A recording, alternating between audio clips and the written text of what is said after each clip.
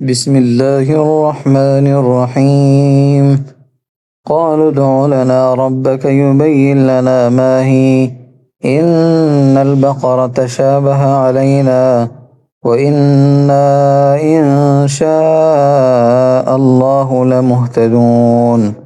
قال إنه يقول إنها بقرة لا ذلول تثير الأرض ولا تسقي الحرث مسلمة لا شية فيها.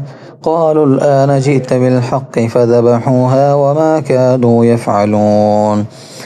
وإذ قتلتم نفسا فادارأتم فيها والله مخرج ما كنتم تكتمون. فقلنا اضربوه ببعضها كذلك يحيي الله الموتى ويريكم آياته لعلكم تعقلون. ثم قست قلوبكم من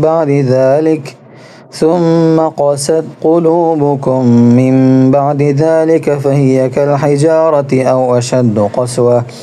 وإن من الحجارة لما يتفجر منه الأنهار وإن منها لما يشقق فيخرج منه الماء وإن منها لما يهبط من خشية الله وما الله بغافل عما تعملون.